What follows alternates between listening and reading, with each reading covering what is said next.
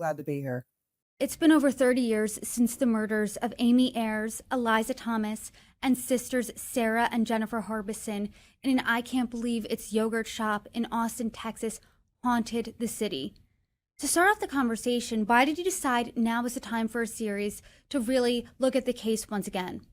Well, I live in Austin most of the year, and I've been hearing about this crime for a really long time. People would talk about it at parties. It was something that came up. It was part of the fabric of the city. And I have a lot of friends in Austin who are reporters. And when I mentioned I was thinking about doing this, my best friend actually said to me that she just thought this was the most interesting crime, unsolved crime in Texas. And there were so many rabbit holes. And so I guess I was intrigued with that initially.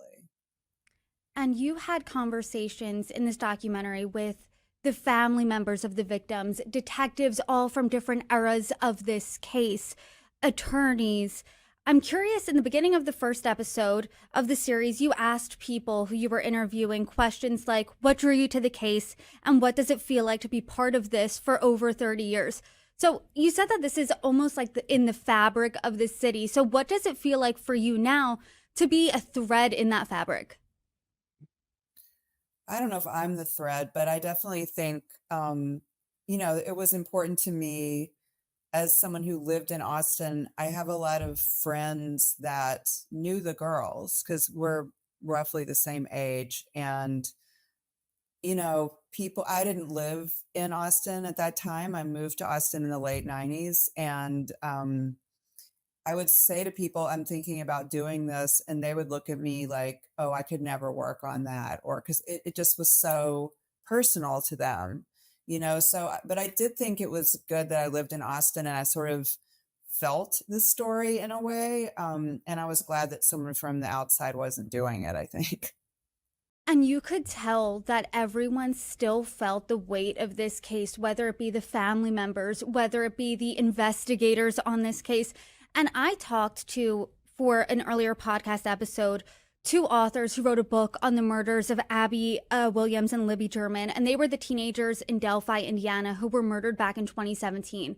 And they said that as the years passed from the case, it felt like the girls were, in a sense, forgotten, and the chaos of the legal challenges and things like that really took over. But watching your series, I didn't feel that way about this case. It really felt like the girls were the main focal point. Even the community said, we will not forget repeatedly, time and time again. Even in the Austin detectives office in the Austin PD, there's still the bios of the girls with their pictures hanging up and a 3D diorama of the crime scene.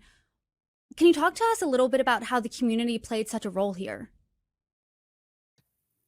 Well, I feel like I'm part of the Austin community, and it's just something that never went away. It's something that people refer to this day in Austin. And so, I was really surprised though when I walked into the cold case unit and saw that diorama.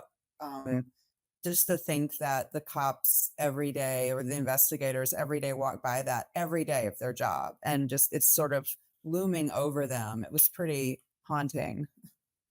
It was definitely haunting, and that's not something you see a lot because normally, if there's a case that's not solved or something like that, maybe not normally, but in other cases, police want to forget about it. They don't want that. But it seems like here it's really top of mind. And within the past over 30 years, there have been so many twists and turns in this case, from false confessions to convictions to the overturning of convictions to DNA that didn't match a single suspect. Looking at this case, talking to all these people who were so heavily involved, what surprised you the most now?